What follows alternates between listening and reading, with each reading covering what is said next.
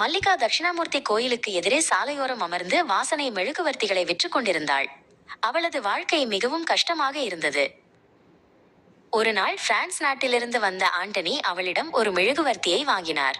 அந்த மெழுகுவர்த்தியின் வாசனை அவருக்கு மிகவும் பிடித்திருந்தது. ஆண்டனி திருவண்ணாமலையில் தங்கியிருந்த நாட்களில் தினமும் மல்லிகாவிடம் ஒரு மெழுகுவர்த்தி வாங்கினார். மல்லிகாவின் முகத்தில் ஒரு சிறிய புன்னகை தோன்றியது. பிரான்சுக்கு திரும்பிச் செல்லும் போது ஆண்டனி மல்லிகாவிடம் சுமார் 50 மெழுகுவர்த்திகளை மொத்தமாக வாங்கிச் சென்றார். மீண்டும் வருவேன் என்று சொல்லிவிட்டு போனார். பிரான்சில் ஆண்டனி அந்த மெழுகுவர்த்திகளை ஆன்லைன் மூலம் விற்று நல்ல லாபம் ஈட்டினார். அவர் தொடர்ந்து மல்லிகாவிடம் இருந்து அதிக அளவில் மெழுகுவர்த்திகளை வாங்கி தனது தொழிலை மேம்படுத்தினார். ஆண்டனியின் உதவியால் மல்லிகாவின் பொருளாதார நிலையும் உயர்ந்தது. சாலையோரம் விற்று கொண்டிருந்த மல்லிகா இப்போது ஒரு சொந்த கடை வைத்தாள். அவளது கனவு நிறைவேறியது. 2 வருடங்களுக்கு பிறகு ஆண்டனி திடீரென்று திருவண்ணாமலைக்கு வந்தார்.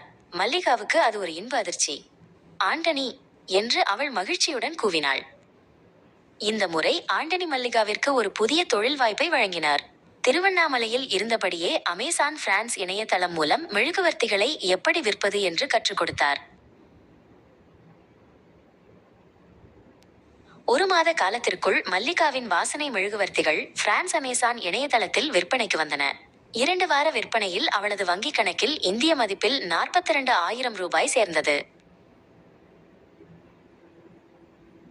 இந்த சந்தோஷமான செய்தியை ஆண்டனியிடம் சொல்ல மல்லிகா அவர் தங்கியிருந்த ஹோட்டலுக்கு சென்றாள்.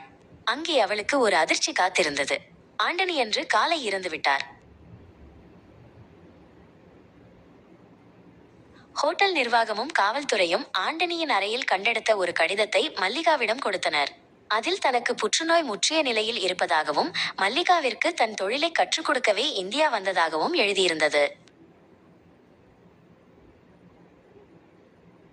மேலும் தனக்கு உறவுகள் யாரும் இல்லாததால் பிரான்சில் உள்ள தனது வங்கிக் கணக்கில் இருக்கும் 20,000 யூரோ பணத்தை மல்லிகாவிற்கு கொடுக்க ஏற்பாடு செய்திருப்பதாகவும் அதில் குறிப்பிட்டிருந்தது.